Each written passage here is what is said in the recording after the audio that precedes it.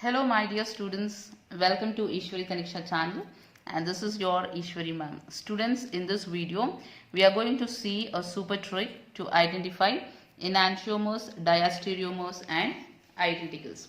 So students, before seeing the trick, I want you to understand the concept so that it will be useful for you even in your higher studies. So first let us see what is enantiomer and diastereomers. So here, what is enantiomer? They are non-superimposable and they are mirror images of each other. So here let's see what are mirror images. So example, so see this example. So in this example, H is present on left side, OH is present on right side. Again here OH is present on left side, H is present on right side. So left hand side and right hand side in this molecule should be same. Right hand side and left hand side in this molecules should be same. Then we call they are mirror images of each other. So if you keep this molecule before the mirror, exactly it will look like this. So such molecules we call them as mirror images. So enantiomers are mirror images and they are non-superimposable. Non-superimposable meaning is if you take this and place on this molecule, if same groups come one above the other, we call them as superimposable. But if you get different groups one above the other, we call them as non-superimposable. So now if you take this and keep on that, you will get different groups, isn't it? Above OH, you will be getting H, different groups. So that we call them as non-superimposable structures.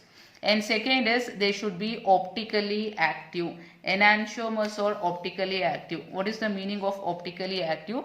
Optically active meaning is POS and COS both should be absent.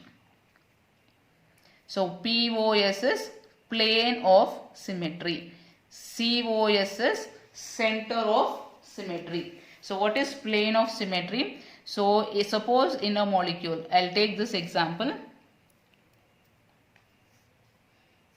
Hydrogen, all the places I'll take hydrogens. So there is carbon here. So now students, can you cut this through a plane into two equal halves? See, I'll cut like this. A plane is passing like this.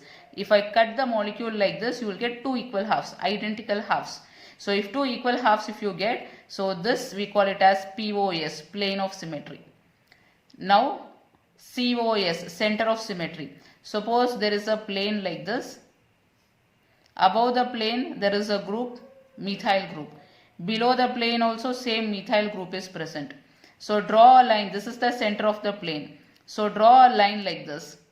So if this line links same groups, above and below groups, so if it is same, we call this as center of symmetry.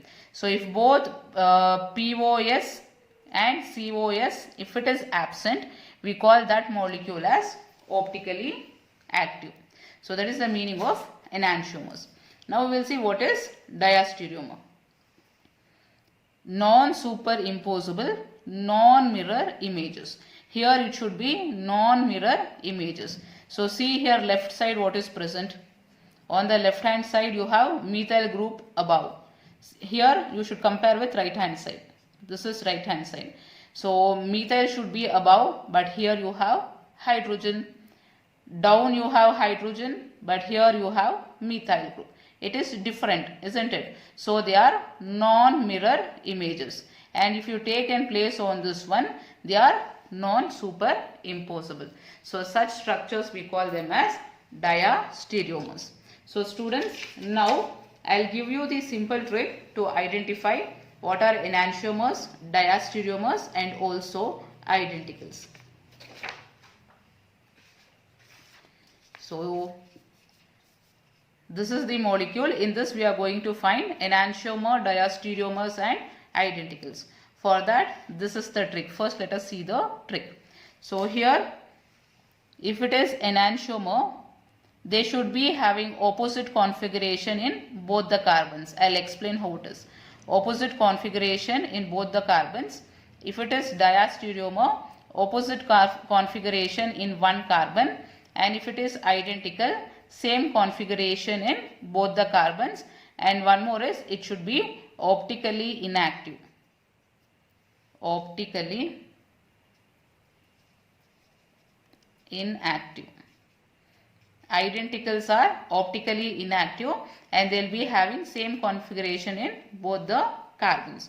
I'll explain how it is. Students, in the last video I taught you how to find R and S configuration. So I gave you the trick. In less than 2 seconds you will be able to find out R and S configuration. So if you don't know to find, please go through that video so that you will be able to find R and S configuration. So here already I have written R and S configuration for the molecules. So now first let us compare. Here I have given 5 structures. 1, 2, 3, 4, 5. So now first let us compare first and second structure. So in first and second structure, so this is carbon number 1, 2, 3, 4. And here carbon 1, 2, 3, 4. So now compare second carbon. Second carbon is R configuration. Second carbon is S configuration. So configurations are opposite. Again third carbon R configuration. Third carbon S configuration. So again opposite configuration. So in both the carbons, second carbon and third carbon, you have opposite configuration. So see here, opposite for enantiomers, opposite configuration in both the carbons. In both the carbons, if you have opposite configuration, then it is enantiomer. So here first and second are enantiomers. Now compare second and fifth. Second this one and fifth this one. So again compare same method. Second carbon, second carbon. This is S, this is R, opposite configuration. Third carbon S, third carbon R, again opposite configuration. So both the carbons opposite configuration means it is enantiomer. So again even they are enantiomers. So next compare. So now let's compare structure 1 with 3. So this is structure 1, this is structure 3. So compare second carbon. Configuration is R and here even here it is R. So it has same configuration. So compare this carbon, R configuration, S configuration. So opposite configuration. So on one carbon same configuration, only on second carbon there is a different configuration. So check here diastereomer, opposite configuration in one carbon. So on only one carbon if it has opposite configuration. So here only on this carbon you have opposite configuration. Therefore structure 1 and 3 will be diastereomer.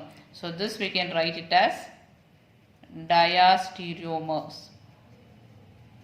So now next we'll compare structure 1 and 5. So see here this is 1, this is 5. So here configuration is R and here also R, same configuration. Compare this carbon, R configuration, R configuration. So same. So on both the carbon if it has same configuration then it will be identicals. Same configuration in both the carbons. So 1 and 5 will be identicals. Next we will compare structure 3 and 4. So this is 3 and 4. So see here students, here you may get confused. So see here on this carbon R configuration, on this carbon S configuration, opposite configuration. See on this carbon S and R, so opposite configuration. So on both the carbons if it is opposite configuration, we know that it is enantiomer. So this can be enantiomer. There is one more possibility for this.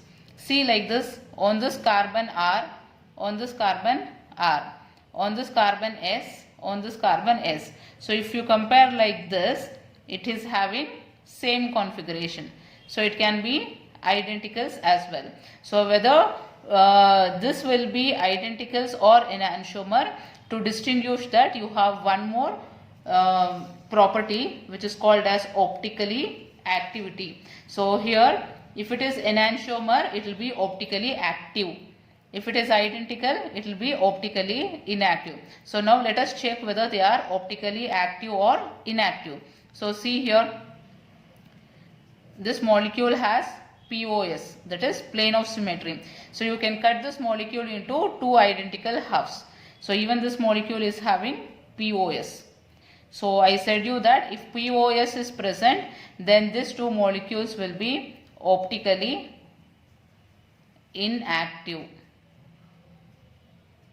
So if it is optically inactive, it cannot be enantiomer. So it has to be identicals. So structure 3 and 4 will be identicals. So using this trick, you can differentiate or identify any molecule, whether it is enantiomer, diastereomer or identicals, within few seconds. So students, I hope this video will be very useful for you in the examination. So keep smiling. Happy day. I'll see you in the next video, students. Bye bye.